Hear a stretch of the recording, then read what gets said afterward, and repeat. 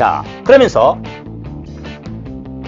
우리 자격시험을 준비하는 회계 원리가 되기 때문에 거기에 맞춰지만요. 첫 번째, 시험적인 관점을.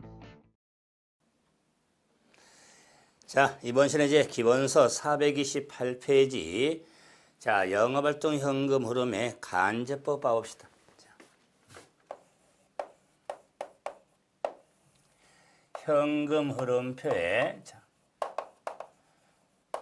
영업활동, 자, 현금 흐름, 자,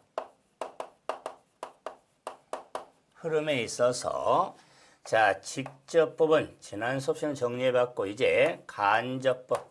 자, 영업활동 현금은 간접형 보고가 이루어지는데 자, 간접법은 포괄손익 계산서에 당기 순손익을 자, 조정해서 자, 우리가 보고하는 것을 간접법으로서 간접법 문제가 나오면 자,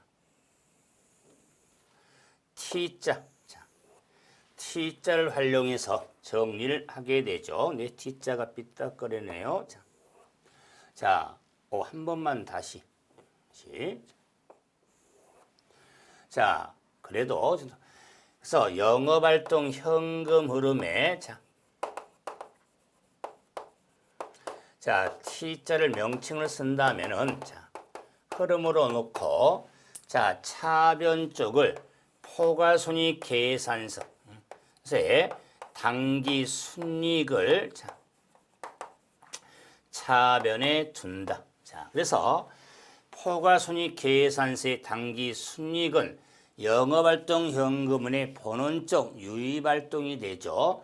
만약 순손실이 나와도 마찬가지 차변에 기입해서 가로 자, 이렇게 유출금액만 표시하면은 나머지는 똑같죠. 그럴 때 자, 간접법에 의한 조정 항목이 있는데 현금을 수반하지 않는 비용 수익이라든가 우리가 영업활동 관련 채권 채무의 변동, 투자나 재무활동으로 인한 비용 수익의 항목을 조정하게 되는데 그 조정 항목에 있어서 100% 계열권 조정 항목의 자산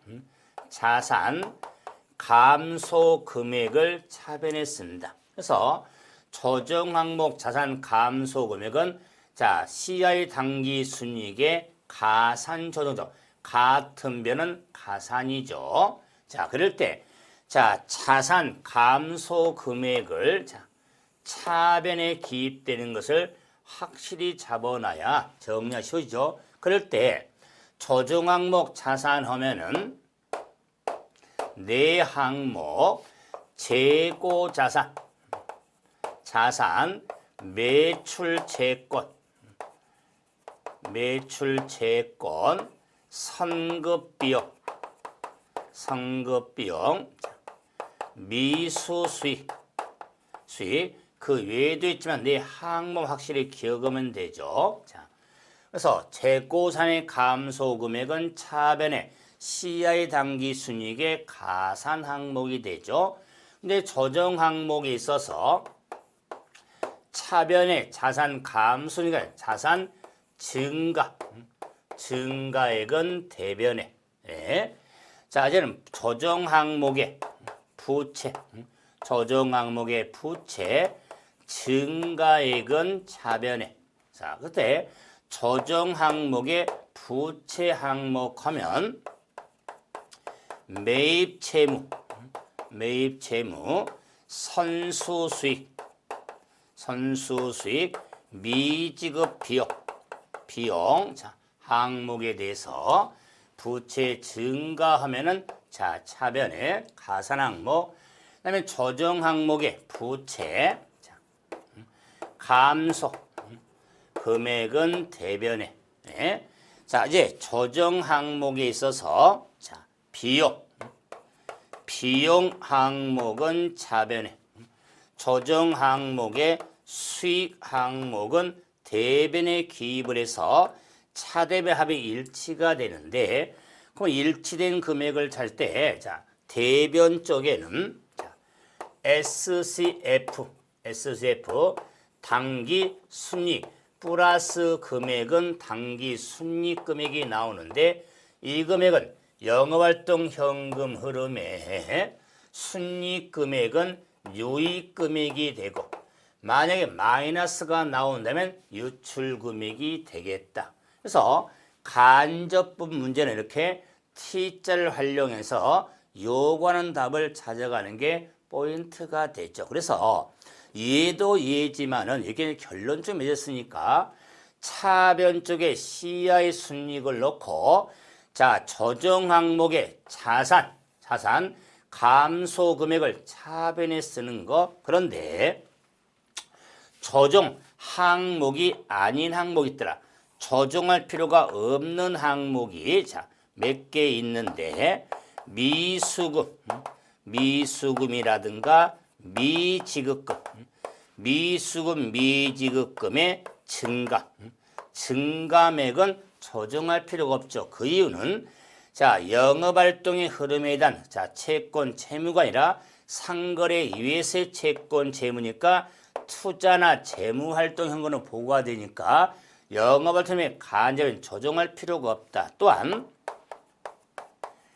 매도 가능 금융자산 평가 손익이 있겠다. 그럼 매도는 평가 손익은 비용 수익 항목이 아니죠.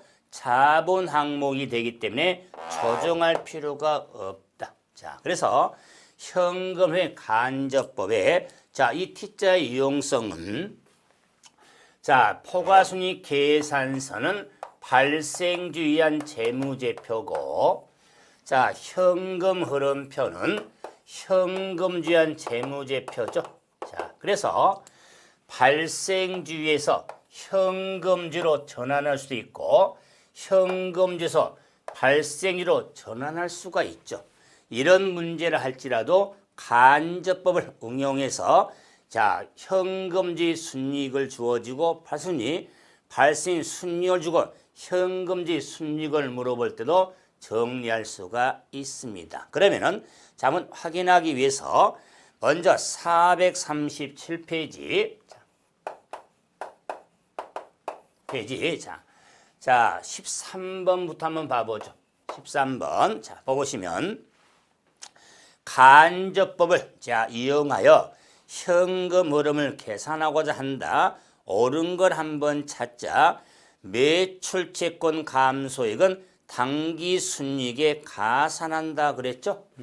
그럼 매출채권 감소액은 당기순이익에 같은 배이죠? 가산하죠. 그래서 자 옳은 게 되겠네요. 자, 다음 두 번째 감가상각비는 순이익에 가산한다.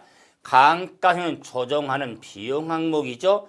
현금 소환하는 비용이 되기 때문에 당기순이익에 같은 배이죠. 자, 그래서 시야순이익에서 가산 항목이지 차감하는 게 아니다. 다음 세 번째 유형산 처분이익은 자 수익 항목이죠. 수익 항목은 자 대변에 있으니까 차변금액에서 대변금액은 차감이죠. 가산한다 틀렸죠. 차감을 해야겠죠. 다음 네 번째 매입채무 증가액이 나왔죠. 요 매입채무 증가액은 자 다시야의 순이익에 같은 변에 있죠. 차변에. 그래서 당기순이익에 가산하지 차감하는 게 아니죠. 다음에 미지급비용 감소액이 나오죠. 그럼 미지급비용 감소액 자 대변에 기입이 됐겠죠. 그러면은 자 차변 금액의 세변은 차감이니까 CI 순이익에서 차감을 하지 가산하지 않죠. 그래서 금액도 주을 수 있지만 이렇게 CI 당기 순이익에 가산해서 조정하냐 차감 조정하냐. 그래서 같은 배는 더하고 다른 배는 차감의 의미가 되니까 시차변 쪽은 항상 자 포괄순이익 계산서 당기 순이익을 뒀었죠. 이런 걸 활용하면 이제 자 계산적으로 자 16번 봐봅시다.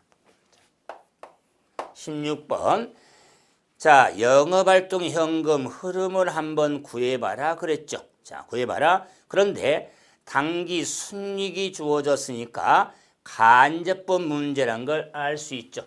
간접법. 자, 그래서 T자 그려서 영업활동 현금 흐름에서 물음이 대변 쪽에 포괄손익 계상에 영업활동 현금 흐름. 자, 이 금액이 물음이 되겠다. 흐름. 자, 그럴 때 당기 순이익은 포괄손익 계산상의 순이익 금액은 차변에 쓰죠. 그래서 40만 원. 40만 원. 다음에 감가상각비는 조정 항목의 비용. 차변에 써야겠죠. 2만 원. 2만 원. 다음에 매입 채무 증가. 조정 항목 매입 채무죠. 매입 채무 증가 차변에 써야겠다. 3만 원. 3만 원. 자, 하나 됐죠? 사채 상환이 나왔죠. 사채 상환은 재무활동 현금 흐름이 되기 때문에 간접법엔 조정할 필요가 없죠. 왜? 영업활동 현금 흐름이 되니까서 사채 상환은 기록할 필요가 없죠. 더 이상 자료가 없죠. 그래서 차대변이 같아야 되니까 영업활동 현금 흐름은 45만 원이 되겠다. 45만 원. 자, 계속 해봅시다. 17번 봐보세요. 17번에 이제 역시 영업활동 현금 흐름을 한번 구해라고 그랬죠. 자, 이제 유형을 좀 보는 거죠. 자, 혹시 물음은 영업활동 현금 흐름에 자, 문제에서 SCF의 자, 흐름액을 묻는 문제다. 그럴 때 자, 포괄순위 계산의 일부가 잘해줬죠. 감가상각비 당기순위. 감가상각비는 조정 항목의 차변에 12,000원. 1,000원. 다음 당기순이익은 CI 당기순이익을 말하니까 20만 원. 20만 원. 다음에 영업 관련 자산 부채가 주어졌죠. 그럴 때 재고자산 기초 기말 보니까 재고자산이 1,000원 감소했죠. 재고자산 1,000원 감소 차변에 써야겠다. 1,000원 감소. 자, 다음에 매입 채무가 6,000원 감소했죠. 매입 채무 부채 조정하면 감소했으니까 대변에 6,000원. 더 이상 자료가 없죠. 그래서 자, 일치를 시키니까 차변 금액에서 6,000원 빼니까 자, 20만 7천원이 되겠다. 20만 7천원이 영업활동 현금 흐름이익이 되겠죠. 자, 하나 더 해야 됩니다. 18번. 자, 18번을 보시면 영업활동의 순현금 흐름을 찾아라. 자, 역시 물음은 SCF, 자, 현금 흐름액을 묻는 문제죠. 자, 그럴 때 당기 순이익이 30만 원, CI 순이익이 30만 원 주어졌다. 자, 다음에 감가상각비 3만 원. 다음 재고자산 증가 조정 항목의 자산 증가는 대변 4만 원. 다음에 매입 채무 증가 조정 항목의 부채 차변에 6만 원. 6만 원. 자, 근데 이제 기계장치 처분 금액이 있더라. 기계장치 처분 금액은 처분은 투자활동 현금 흐름이죠.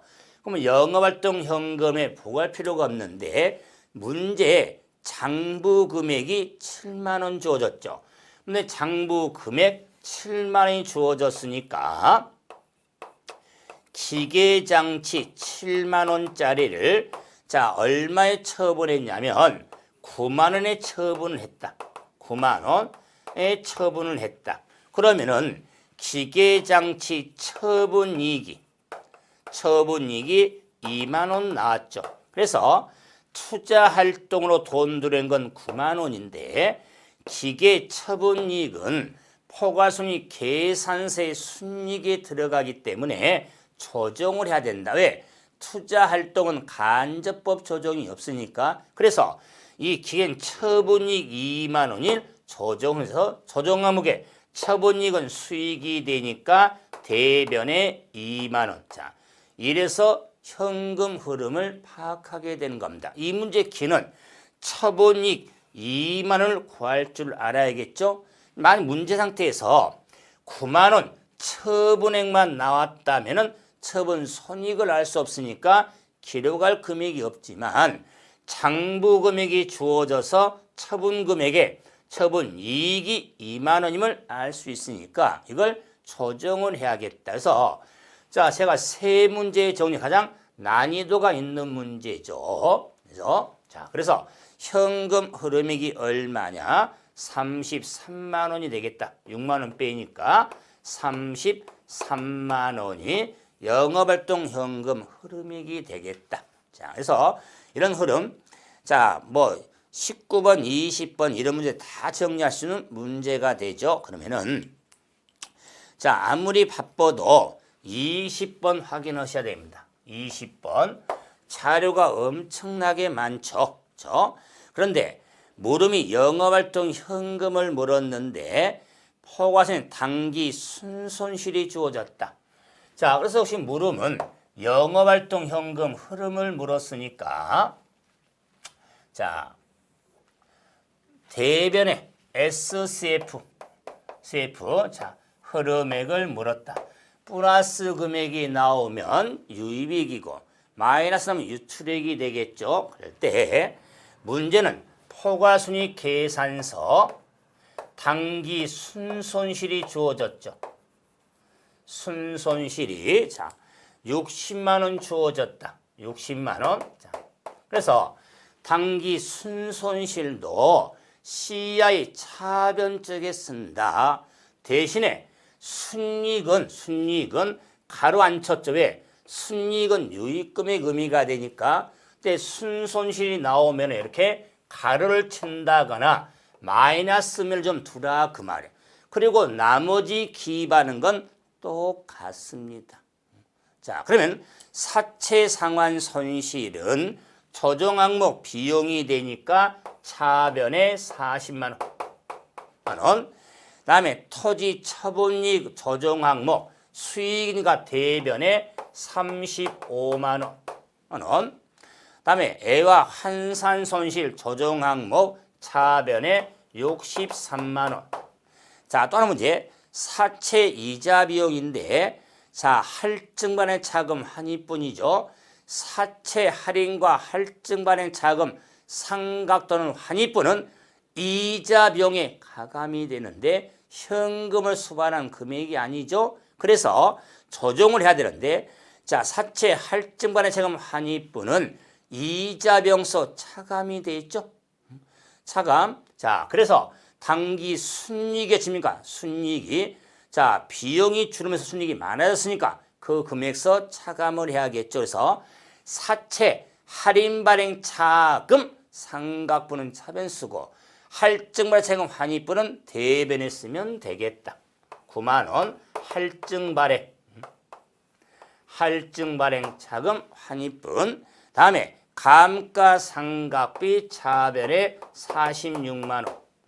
다음에 산업재산권 상각비 차변에 15만 원. 또 있네요. 자, 이제는 매출채권 감소. 조정 항목 자산이니까 차변에 20만 원. 10만 원. 성급비용 증가 조정 항목 자산 대변에 10만 원. 다음에 재고 자산 증가 조정 항목 자산 대변에 7만 원. 매입 채무 감소 조정 항목 부채 감소니까 대변에 15만 원. 하나 남으네요. 미지급비용 증가 부채 증가니까 차변에 5만 원.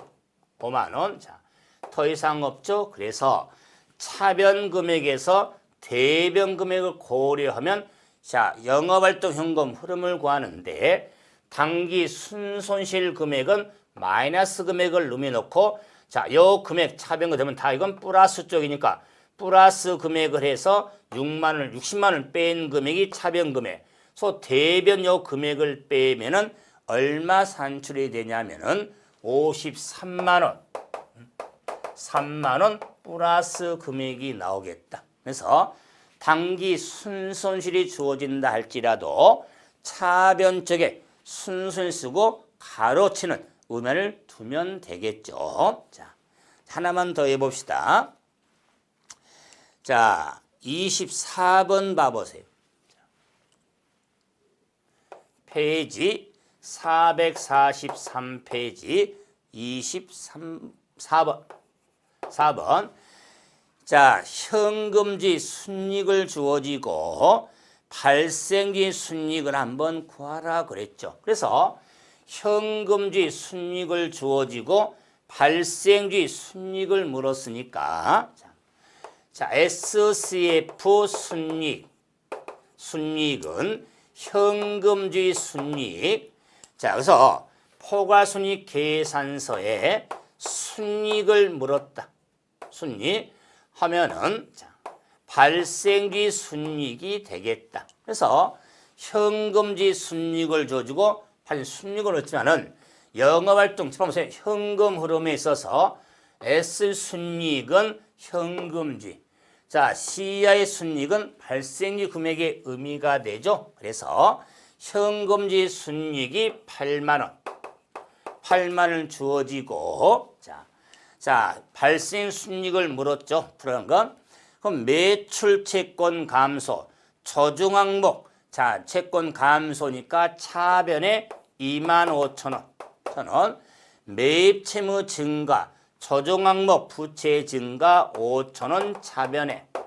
그다음에 상급비용 증가, 조정 자산 증가 3,000원 대변에.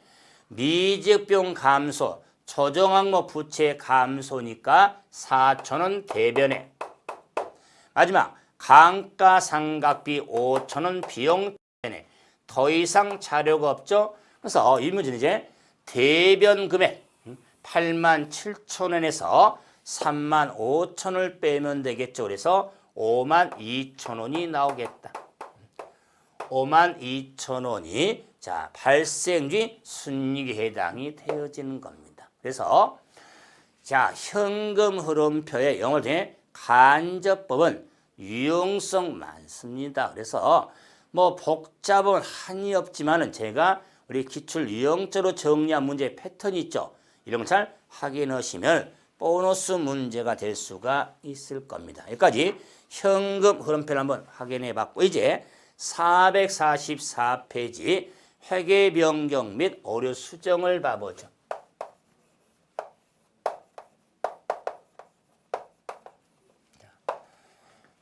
회계 변경 및 오류 수정에 있어서 자, 회계 변경은 잘못된 회계처를 자, 올바르게 고치는 거죠. 그랬을 때 회계 변경은 정당한 사유가 있을 때 회계처를 바꾸는 것을 회계 변경으로서 정당한 사유가 다양하겠지만 대표적으로 자, 기준이 바뀐다거나 자, 이 기준이 바뀜으로써 회계처를 바꿀 수밖에 없는 게 우리가 대표적인 정당한 사유가 되는데 이 회계 변경은 크게 두 패턴이 있더라. 회계 정책의 변경.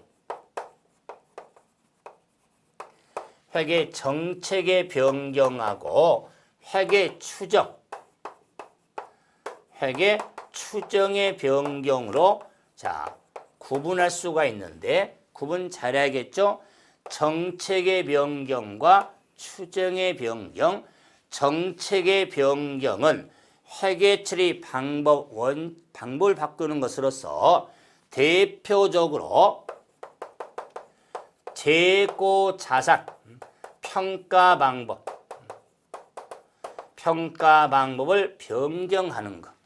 자, 평가 방법의 변경에서 선입선출법을 이동평균, 이동을 총으로 한다거나 이런 방법의 변경에 정책 변경으로서 그 외에도 유형자산의 원가 모형을 재평가 모형으로 또는 금융선의 평가에서 이동을 총으로 또는 우리가 자, 보험 수리적 손익에 있어서 확정 급여제도에 있어 우리가 이런 변경 등에 대해서는 회계 정책의 변경이 됩니다. 그래서 재고 자산의 평가 방법만 확실히 둘 것.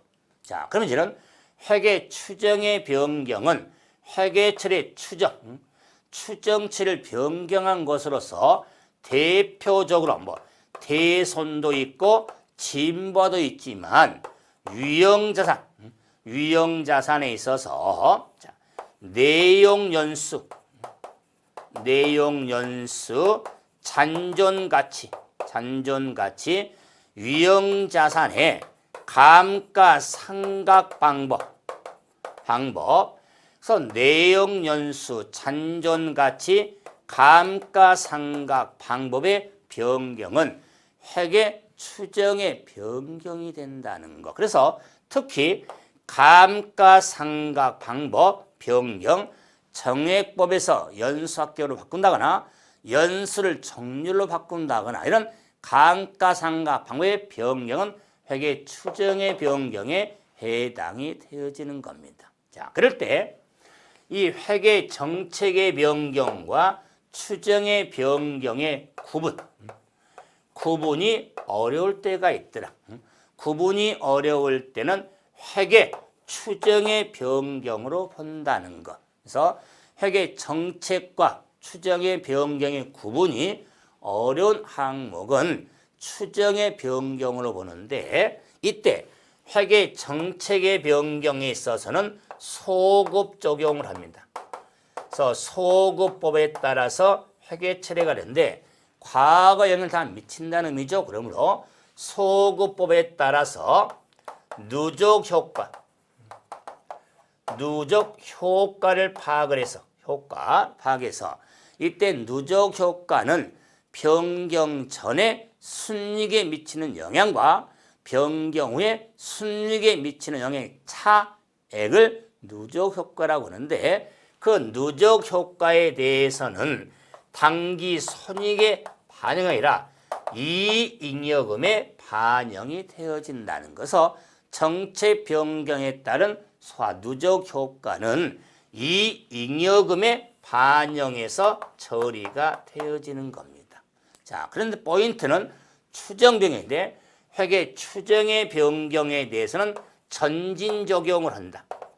즉 전진법에 따라서 회계 처리가 이루어지니까 과거를 묻지 말고 변경된 한 이후에 영향을 미치는 걸로 보시기 때문에 자, 추정 변경의 전지법에 특히 유형자산의 연수, 잔존, 상각, 변경 등이 나오면 새로운 마음을 갖고 처리를 하면 되겠다. 새로운 마음을 갖고. 그래서 항상 새로운 원가, 새로운 잔존, 새로운 연수, 잔존, 그 다음에 새로운 방법에 의해서 항상 새로운 이 개념을 가지고의 과거는 묻지 않고 앞으로가 중요하니까 이런 걸 우리가 회계 추정의 병 회계처리에 해당이 되죠. 자, 그러면은 제가 좀 문제 좀 정리하겠지만은 오류 수정 한번 간다면 오류 수정은 당기 오류에 당기 수정이 되면은 재무제표 승인일 전에 수정하면 되겠어. 시산표 오류에 대한 정정을 참고로 하면 되는데 전기 오류, 전기 이전의 오류에 대해서 단기에 수정할 수가 있겠다. 자, 이럴 경우에는 전기 오류의 단기 수정을 할 때는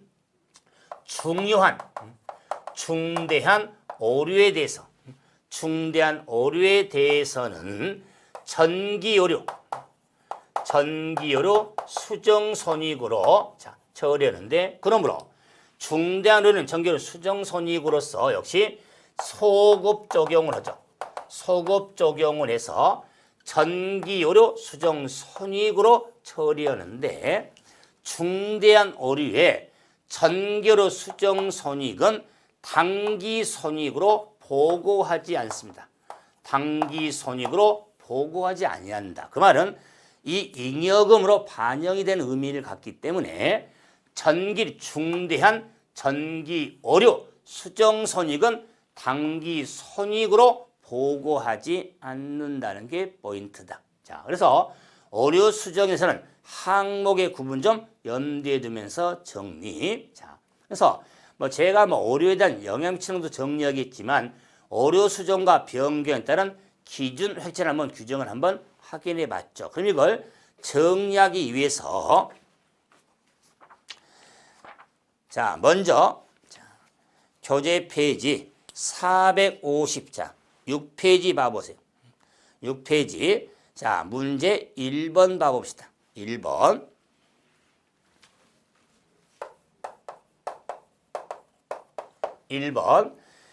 자, 회계 추정의 변경에 해당하지 않는 걸 한번 찾자. 자, 잔존가치 변경, 추정 변경, 내용수 변경, 추정 변경, 감가상각 방법 변경, 추정 변경, 충당부채 비율 변경, 자, 역시 추정 변경, 재고자산에 대한 단가 산정 방법의 변경은 회계 정책의 변경으로 본다. 정책의 변경. 다음 문제 2번. 회계 변경과 오류 수정에 대한 설명을 찾는 거. 과거의 합리적인 추정 후에 새로운 정보가 추가로 수정되는 것은 오류 수정이 아닙니다. 그리고 거래 실질이 다른 거래에 대해서 회계 정책의 적용은 회계 정책의 변경이다. 거래 실질이 다른 거래에 대한 다른 정책을 적용할 때는 회계 정책의 변경에 해당하지 않습니다. 다음에 측정 기준의 변경은 정책의 변경, 자산으로 처리할 항목을 비용으로 처리하면 오류가 되는 겁니다. 감가상각의 추정 내용 연수가 변경하는 것은 그 효과를 전진적으로 인식하죠. 네, 추정의 변경은 전진 적용을 하니까요. 자, 그럼 이제 추정 변경 관련해서 480, 자, 5페이지 6번 봐봅시다. 6번. 자, 또 이거 좀 지우고요. 자.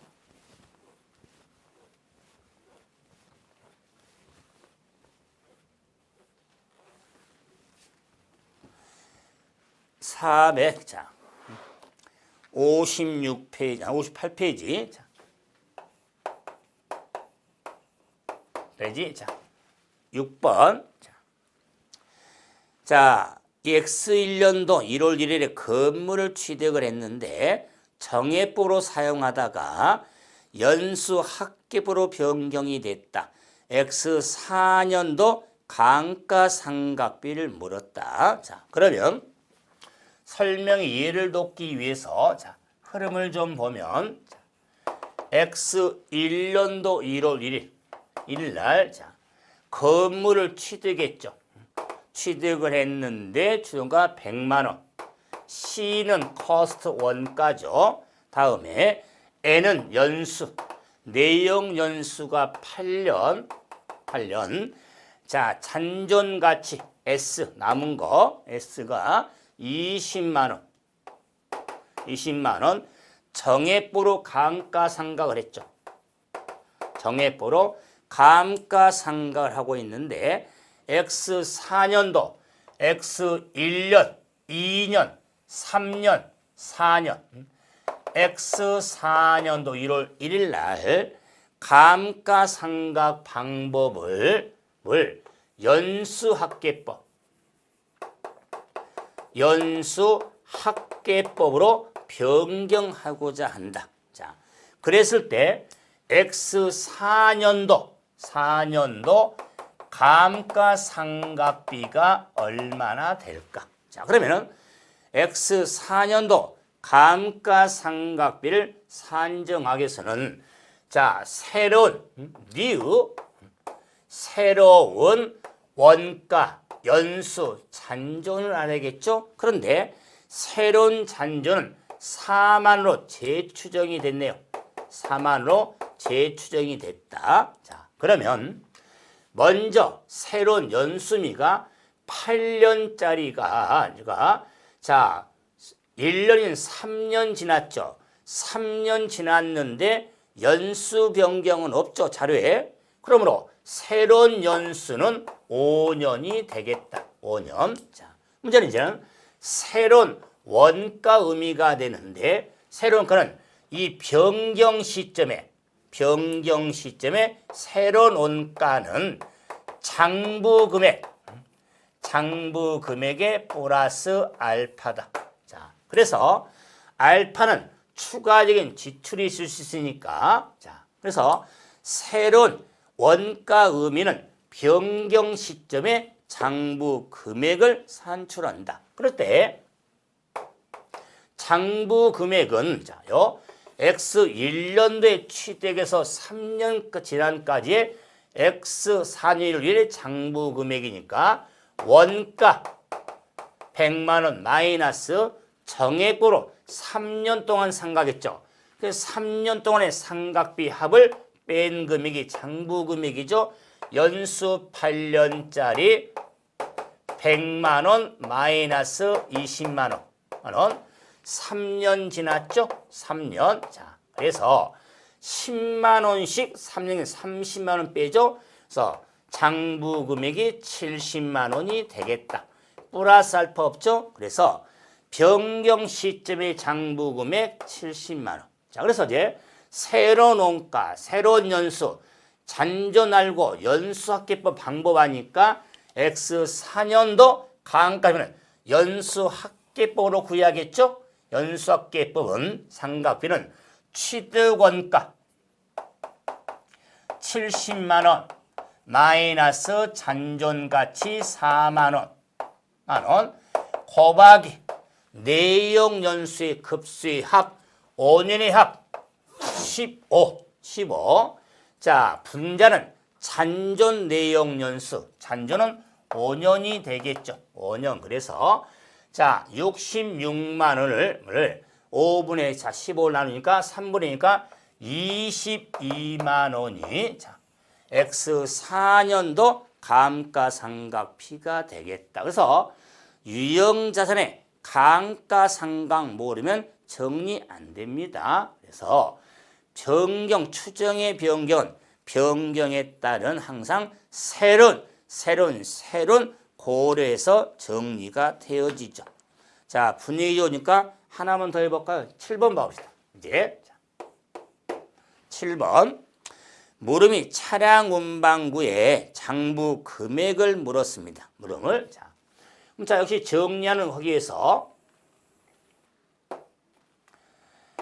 X 1년도 초에 자, 차량 운반구를 취득을 했죠. 자, 10,000원. 자, 연수 5년. 잔존 없네요. 자, 가항가는